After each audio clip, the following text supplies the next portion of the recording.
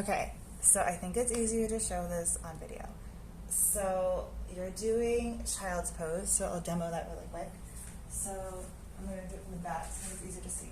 So your head comes down, your thighs are over your calves, belly is on your thighs. You can take your hands forward, release any tension through the shoulders. And when you breathe in yoga, you want to do like a yogic breath. So you want to do breathing all the way in with a straight spine. Fill your belly with air, which we don't normally do, and then fill your lungs with air. So take a second breath, and then exhaling through your nose. So you can always do a few of these when you're just doing your yoga or just in general if you're really stressed out. The legs up the wall, you know. But let's do some more fun stuff that could be good for your low back and shoulders. So, okay, come into tabletop, which is really good if your low back hurts. I'm wearing a weird flowy shirt, so sorry. Your hands are under your shoulders, fingertips are pointed forward, and your knees are under your hips. If you have knee problems, you can take your mat and you can just kind of go boop, and you can fold it on either side and give yourself a little cushion for your knees. You can also legitimately just throw a towel under there or any kind of like blanket or something. So placing your hands under your knees, your hands under your shoulders, knees under your hips, spine is straight. Inhale, drop the belly down, look up. Really feel this in your low back. Exhale, round the spine, bring the pelvis forward, look down, engage your core. Inhaling, coming up. You can point your toes or you can leave your backs of your feet flat, it doesn't matter. Exhale, round the spine, look down. Inhaling, coming up. You can also add some like hip motions, like just make your hips in circles to this and kind of get creative. With your cat and cow, you can lift your knees off the mat to give it more of a core workout. There's a lot of variants you can do for cat and cow, but that's just the basic and it feels really nice. You can just literally do like 5 of them and that's good. Another shoulder opener is a melting heart pose. So take your left hand and slide it under your right hand and bring your forehead down to the mat. Inhale, take the right hand forward and see how this feels. If it feels good, take your left ear down to the mat. Inhale, raise the right hand up. Exhale, take the right hand behind your back. Inhale, take the right shoulder back. You can hold that for a while. We'll do the same thing on the other side. So taking the right hand behind the left wrist, taking the right ear down to the mat. Breathe. Level 1. See, maybe this is where you're at. You'll feel it in your right shoulder. Inhale, take your left hand forward. And inhale, raise your right hand up, open your left shoulder, bring the left arm back, bend the left elbow, take the left hand behind your back, find your right hip. Inhale, open your shoulder. As you add more steps to this, only go and according to your body. So you might be just here with your hand on the floor still. So just find where you need right now. So that's melting heart pose. You can hold those for a while. Another really good one to do is you can either be like sitting on something or standing or kneeling. I'm going to show kneeling. I think it's good because of the level of my camera. So take your hands behind your back. Hold hands with yourself. And inhale. Exhale, fall forward. Let your head hang down. Inhale, let your hands come up. You can do this in your office chair or in any chair. Or you can do it when you're standing. You can do it when you're sitting. So the possibilities are endless. So you just really want to open that chest. As you inhale, you can raise your hands higher. And my hands come up pretty high, but honestly, a lot of people's hands might just come up like maybe like 1 inch. So see what is best for you.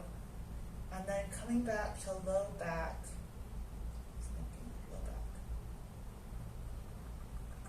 So using, so you can do butterfly pose. So take your the soles of your feet together. You can hold your soles of your feet and breathe. You can throw blocks or little rolled up towels or pillows from your bed, like really you can get creative, and put them under your knees if you're just a really tight hips person. Breathe, and that's a really nice one for your hips, which are kind of connected to your low back. You can always try to fall forward in this position. Inhale, exhale, try to fall forward. Again, maybe you have a really, really tight hamstring, so you can throw a block and just try to meet the block. You can throw 2 blocks. If you are actually a ballerina part-time, inhaling, exhaling, you can take your head all the way down to the ground. So that is also a good one. And then some other things you can add to your wall. So in addition to putting your feet up the wall,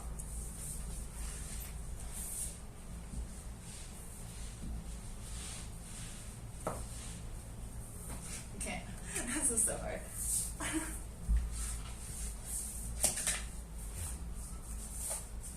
Okay, I'm here.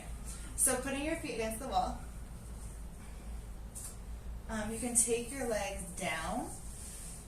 So walk your knees down and put your elbows in your knees. Kind of do like a squat against the wall.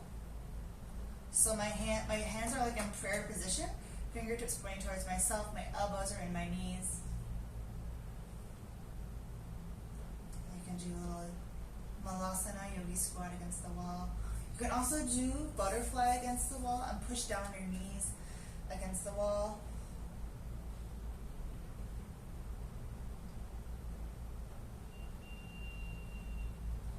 And one last pose to do for your low back would be, so lay down on your back and take your knees to your chest. So my thighs are against my belly, and I'm going to take my hands and hold my hands with myself over my thighs and keep both my shoulders on the mat. If you're pretty flexible, you can grab your elbows. See what feels good for you. Maybe you're going to grab the middle of your arms. You can roll from side to side, and this will probably feel really nice on your back.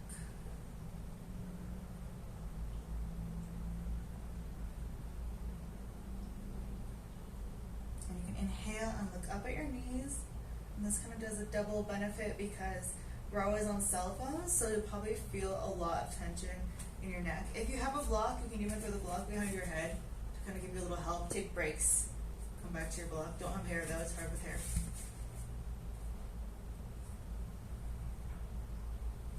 So you can do that. Inhale, exhale, and let everything out. Breathe. Again, if you have a block or a pillow, really a pillow from your bed is fine. But I have a broccoli, so you can take your pillow between your thighs, and your knees are bent. So taking your pillow between your thighs or your block,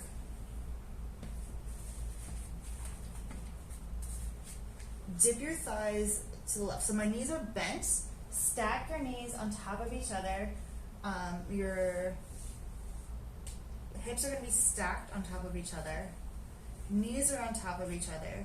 Take your elbows out in a straight line with your hands. So take your hands out at your sides in a straight line and look to the right. Breathe.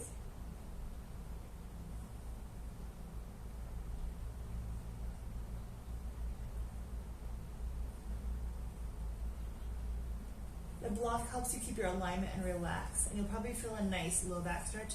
Inhale back to center. Take your knees again to the right. So kick your knees to the right. I'm just scooting so you can see. You can be any position. Try to make sure the hips are stacked, knees are stacked. The feet can just hang out. Take the arms straight out at your sides if you have space. And look to the opposite direction as your knees. Try to keep both shoulders on the mat. And this is supine twist, and you can be in it for a while. It's pretty relaxing. And again, you can do this with a pillow if you don't have blocks.